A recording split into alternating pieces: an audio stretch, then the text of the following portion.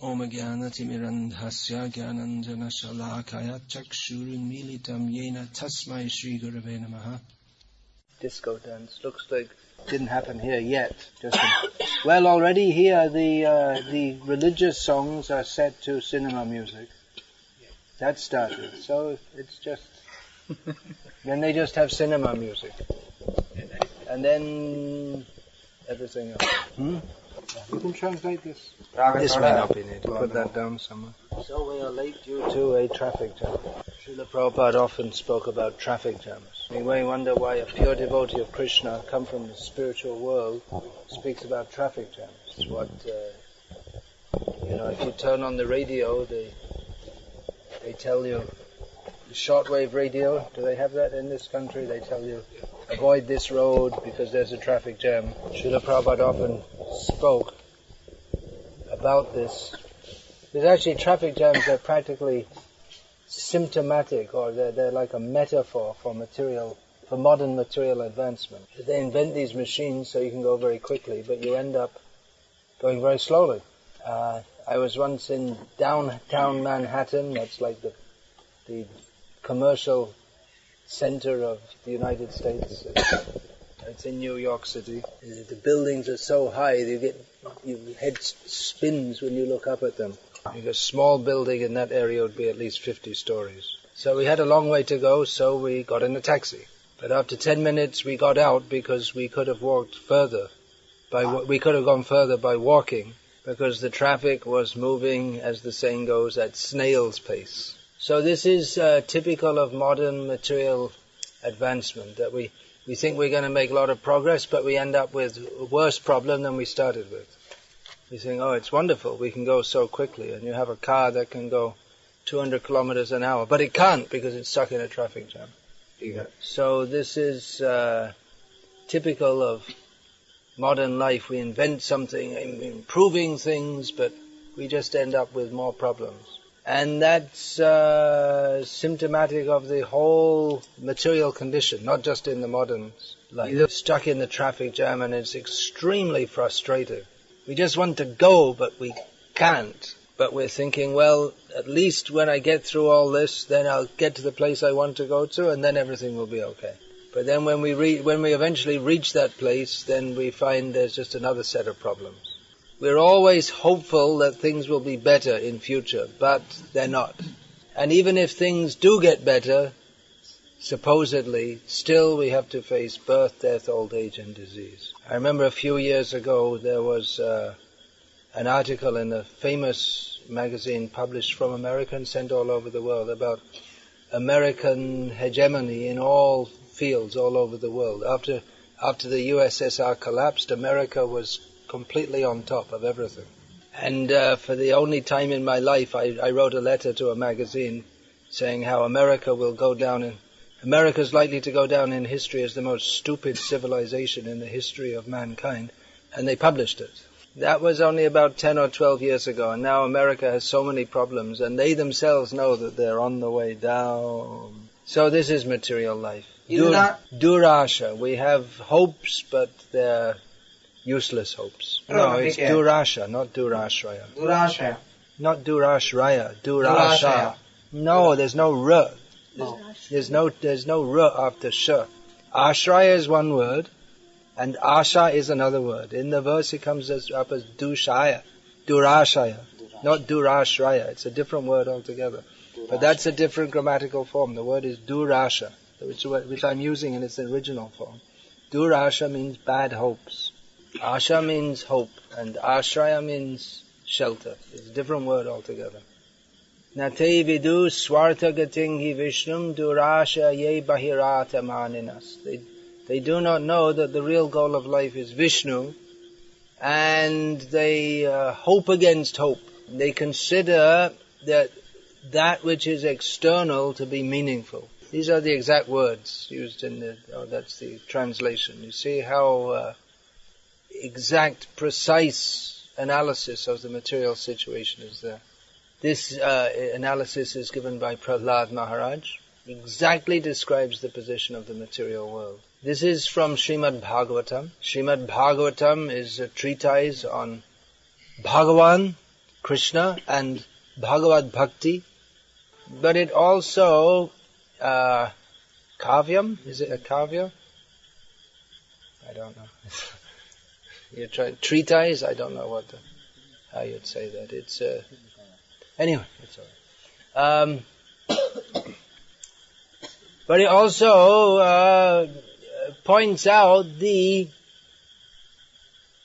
pointlessness, the meaninglessness, and the suffering of material life. Bhavesmin klishyamananam avidya kama karma bihi. Srila Prabhupada said in these 2 lines of Srimad Bhagavatam, the whole material situation is summarized.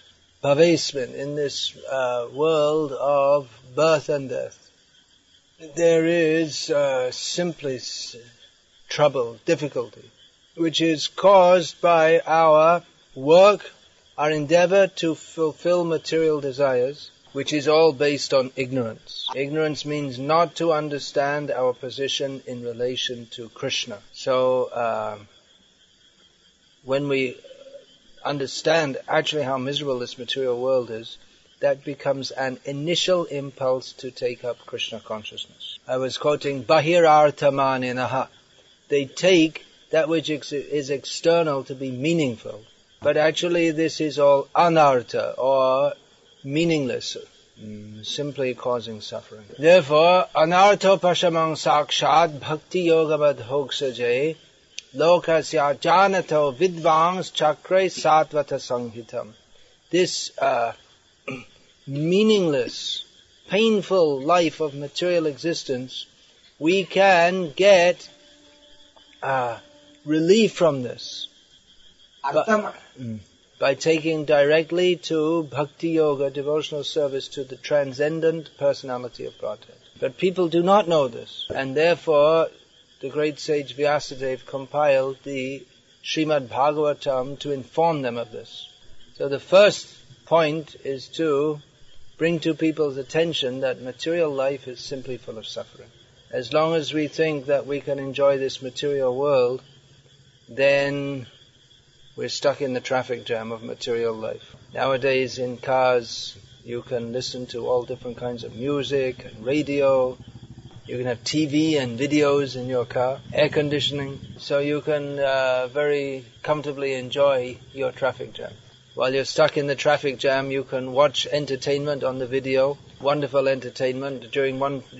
At one red light, you can watch 5 people getting murdered, or some dancing girls like this. But it's all anartha, all meaningless. So we should come to the meaningful position of Bhakti Yoga to Krishna.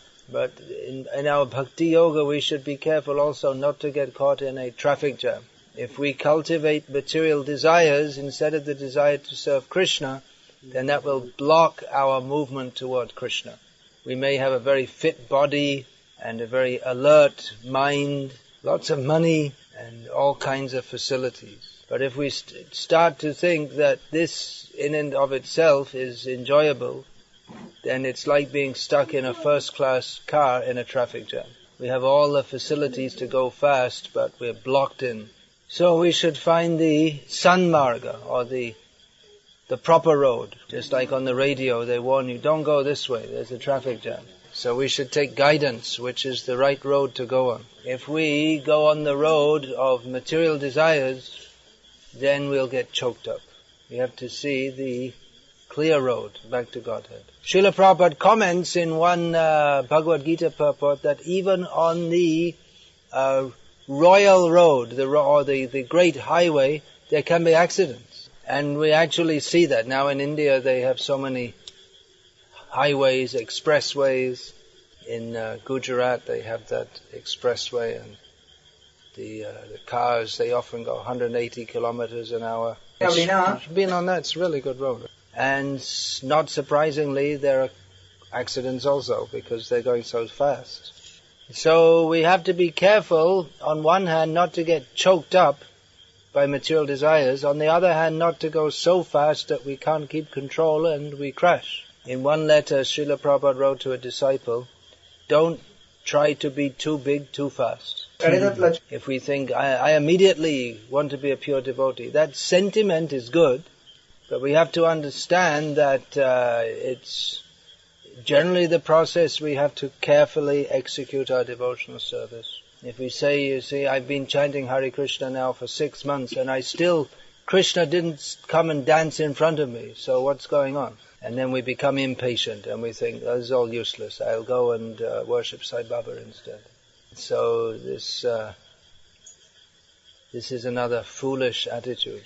Shanai shanayu paramet dhritya buddhi grihitaya. In Bhagavad Gita, Lord Krishna recommends that one should make progress gradually, with determination and intelligence. Now gradually doesn't mean that, okay, I've got so many material desires, let me indulge in them. We should endeavor to overcome material desires with great determination. But at the same time, we should be intelligent enough to understand that it's not very likely that we're just going to get rid of material desires overnight. So we have to find the right road so that we can progress clearly toward our goal. And at the same time, not drive recklessly. Right. Recklessly means carelessly, dangerously. Yeah, recklessly means like, you're driving fast and you're not watching the road properly. But this is, of course, I'm using this as an analogy. So for devotional service, it's for driving too, because devotees shouldn't also not drive recklessly. Actually physically talking about cars, but in devotional service also. Okay. So this instruction can be taken literally and analogically also. Sometimes you see devotees, they drive very fast. It's okay. Before we started, we chanted Namaste Narasimhaya. No. So now I can act like a fool, and Nrsimhadev is obliged to protect me. There were so many fools, but Nrsimhadev came for Prahlad, not just for any fool. So, using the analogy also, we should go carefully on the right road, following the rules of the road, which are there to help protect us and to protect others. Check that the car's in proper condition before you go on a long journey. We shouldn't think, well, it's Krishna's car, it's not my car, so it's Krishna's job to make sure that there's water in the radiator. They still put waters in radiators? I'm so out of touch with driving. Yeah? They don't do that now. Or they have to make sure there's, the engine it's been serviced and the tires are at the right pressure and all this kind of thing. No, I have no time. We're too busy. We have to rush somewhere, so no time to check if the car is in good condition. And then we're rushing. One time the car breaks down and we lose so much time and so much of Krishna's money because we didn't look after it properly. So in the same way, the body, we have to use that in Krishna's service, and there's always many services to do, but we should also look after the body so that it's fit to serve Krishna. That means to live sensibly. Like, for instance, eating at regulated times, yukta ahara viharasya, yukta cheshtasya karmasu, yukta swapnavabodhasya, yogo bhavati dukkhaha.